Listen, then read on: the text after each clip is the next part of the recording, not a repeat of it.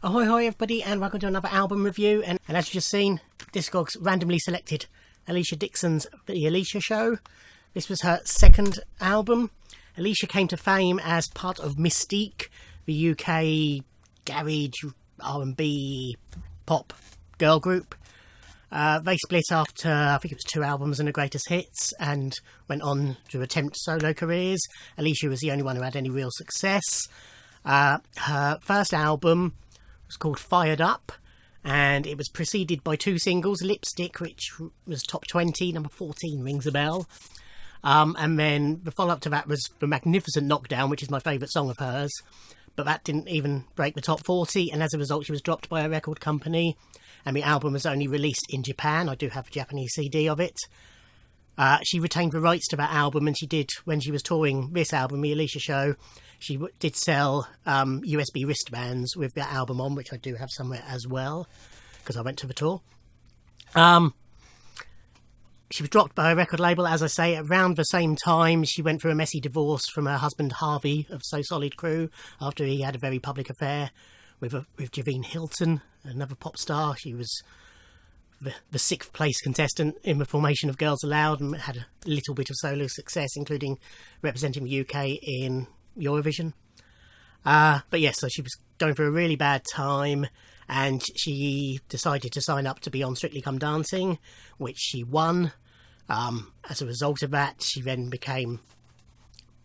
so popular, she became a judge on Strictly for 2 or 3 series as well, and then went on subsequently to have a successful career as one of the judges on Britain's Got Talent, and presenting many shows as well. But she'd done Strictly. As a result of that, she was popular again, and so she signed another record contract and recorded the Alesha Show album. She's worked a lot on this album with Xenomania, who are the big hit pop writing team who've worked with many artists, most notably Girls Aloud, but Sugar Babes and many other pop. And they did some work with Pet Shop Boys and Franz Ferdinand and various other groups as well. But yeah, a lot of the tracks on here are Xenomania, but not all of them. So this album, I bought it when it came out, being a fan of Alesha's even before Strictly. I bought it. Then a few months later, she was selling signed copies through her website, so I gave Mum my original copy and bought a signed copy. And then a few months after release of the album, a Encore version came out with 4 extra tracks. So what I'm going to do, I'm going to review the album, mark each track out of 10, show you an overall percentage for the album, but then I'll also review the 4 bonus tracks and update the score, including those.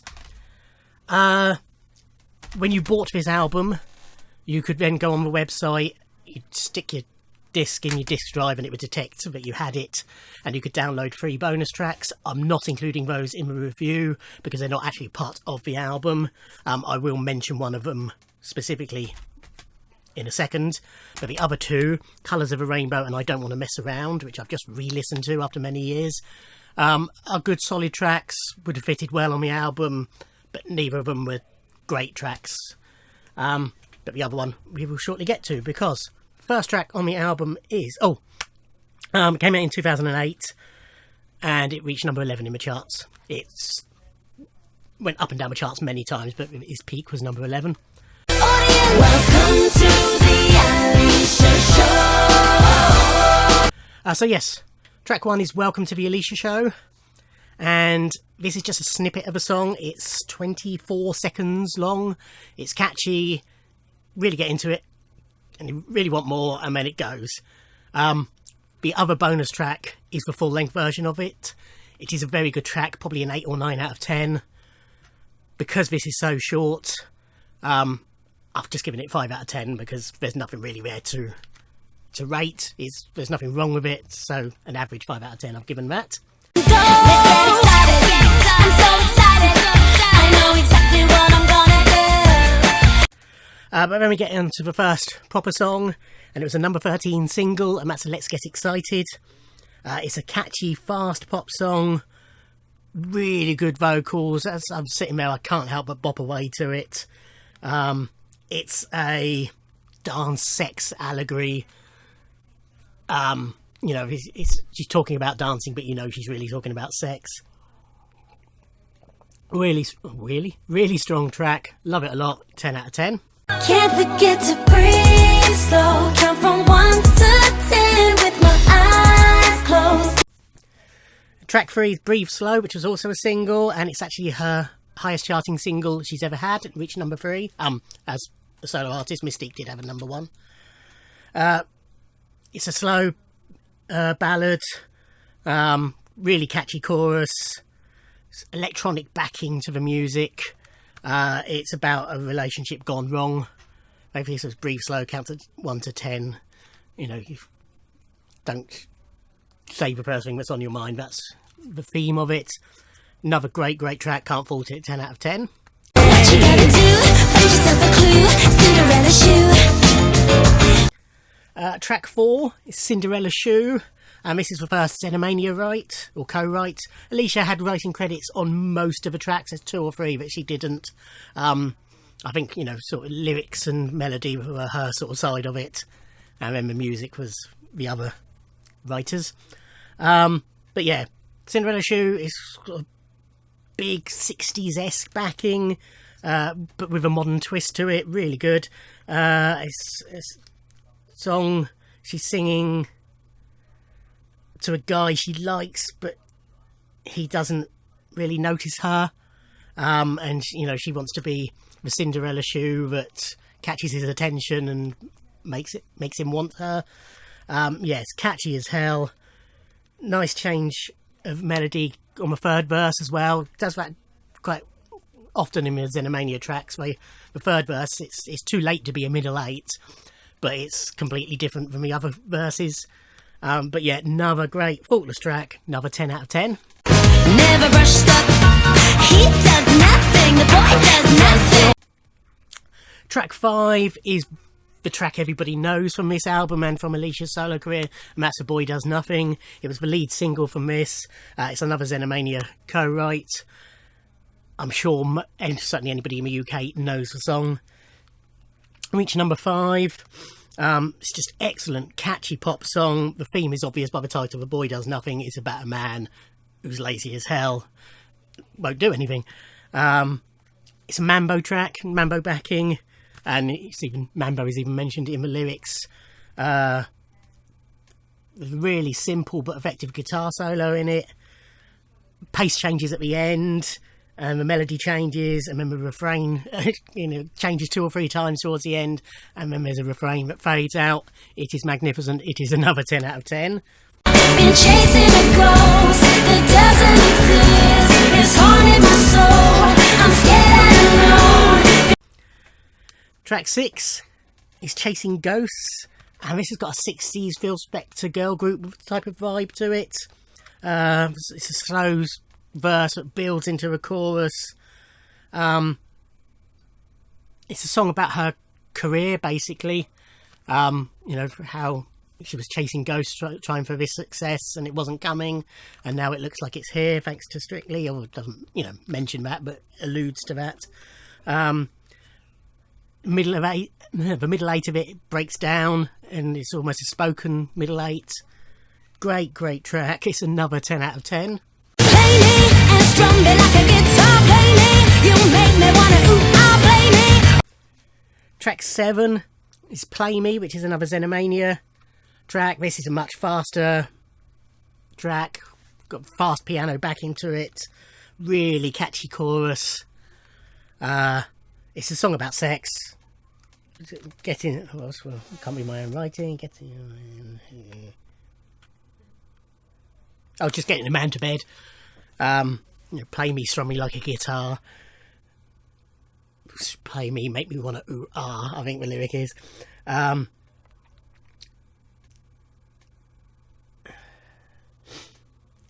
then when you get to the 4th verse, sorry, I was trying to read my own writing and I wrote this a few days ago, so I was trying to remember it.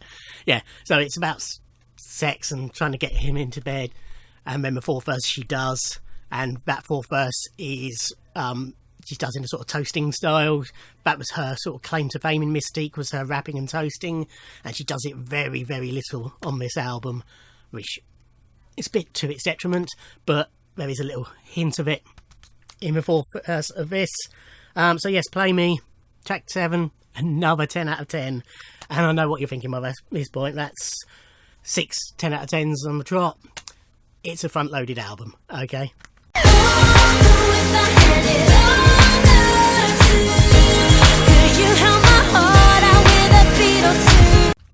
Track 8 is Hand It Over. So it was a slower song during the verse, when there's a little pre-chorus rap and then a faster chorus. It's just a love song, basically. She's had a bad relationship. Should she get involved again? It's okay. It's nothing special. It's probably, excluding the Alesha Welcome to the Alesha Show, which is only short marked because of its brevity. It's probably the joint weakest track on the album, so I'm giving it 7 out of 10. Do you know the way it feels when you love someone so bad? Track 9 is Do You Know the Way It Feels, and this is about how it feels being in love. It's slow, it's big chorus with an orchestral backing. If you listen to it and you didn't know, you'd think, oh, this sounds like a Diane Warren song, because it's a Diane Warren song. It is a typical Diane Warren song, if you're familiar with Diane's ballads, which you are, even if you don't know that you are. Then you would recognise that as being a typical one. Yeah, I love the chorus to it, but the verses aren't great. But it's better than Hand It Over. 8 out of 10. Can I begin to relive my life? Release all the pain inside. Track 10 is Can I Begin? She's got acoustic guitar throughout it, which makes a nice change. It's a breakup song. It's how she feels after the breakup. Again, it's another simple pop song with a catchy chorus, but nothing spectacular. And that's a 7 out of 10. They say Italians do it better. Italians do it better. They say. Track 11, and we're back to a Xenomania right. We're back to a Xenomania right after 3 non-Xenomania tracks, and it's Italians Do It Better. It's a slinky, soulful song. There's a key sound in it that I absolutely love. It's just a short little burst, but it just hits me. It's about sex again, basically, and how Italians do it better.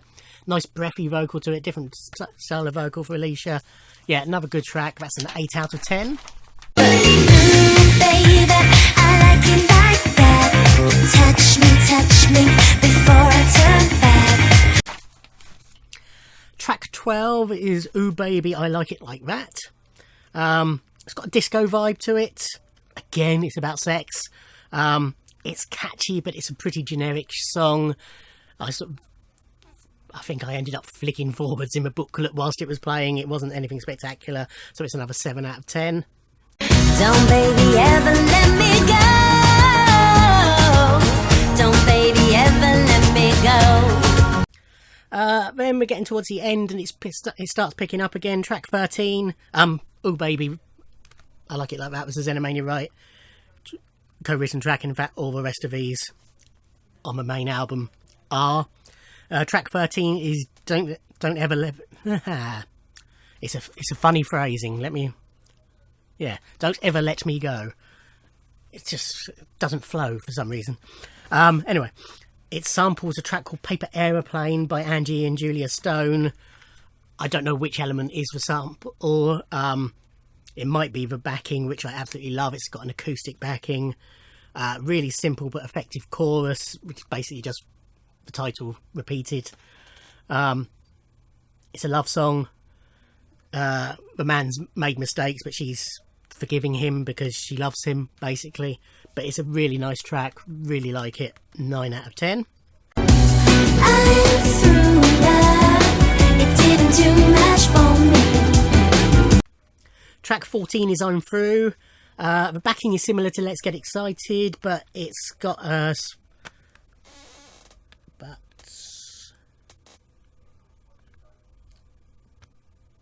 can't read what that word says, but it's got a sort of 60s Latin vibe to the vocals, which differs it from Let's Get Excited, which is a very fast, attacky type song.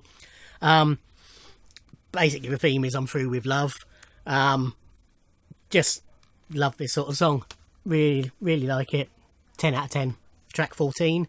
So that officially ends the album, but you've then got a couple of minutes of silence and we go into the hidden track. Here's a mystery to me, but I'll get you on your knees, please. Which he's credited inside with full credits and everything, and it's called Mystery.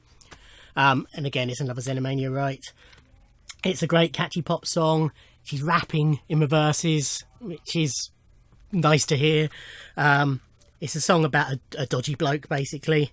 The pre-chorus and the chorus are sung and are a nice contrast to the rapped verses. Great track. Shame it's hidden, really, because it's a 10 out of 10. So that's 15 tracks on the album, and overall they come to 131 out of 150, so that's 87% for this album. It is a great pop album. Love it. So then we have the Encore edition, which, as I say, was released, it was around the time of the tour. So the album originally was released in November of 2008. The tour was September, October 2009, so it was coming up for a year later. This was re-released with 4 bonus tracks. This does retain the hidden track. It is still at the very end.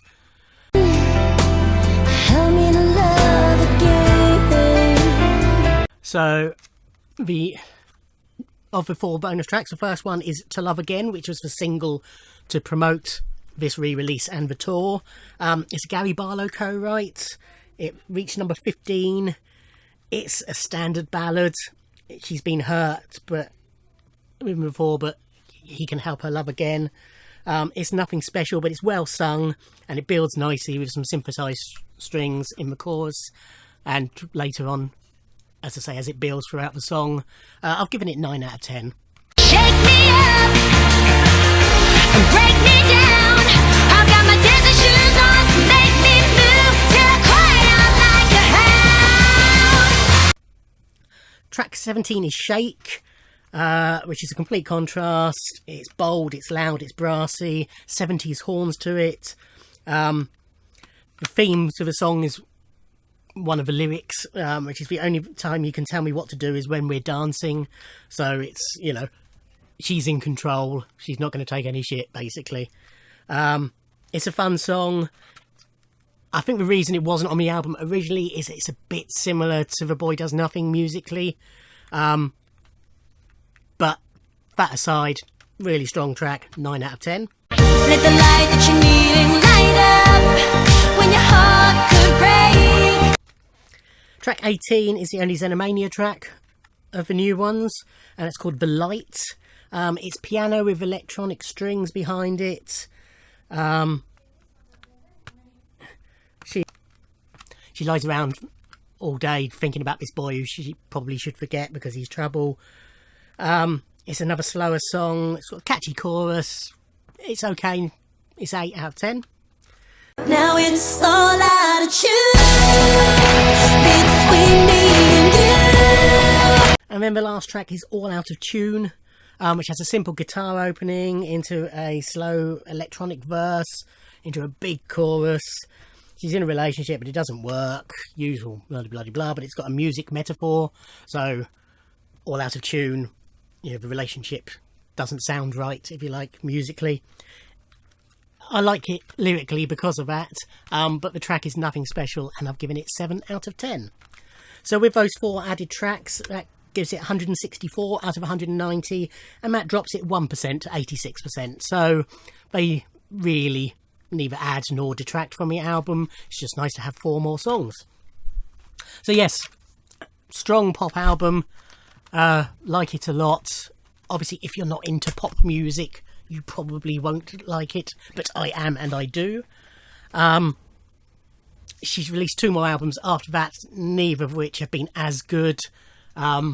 She's gone a bit too R&B to be successful with them, but since then she's concentrated largely on her TV work anyway. But yes, that is my review of The Alesha Show by Alesha Dixon. I wonder what Discourse will bring up next. Thank you for watching. Like, comment and subscribe, and I'll see you in another video. Thanks. Bye.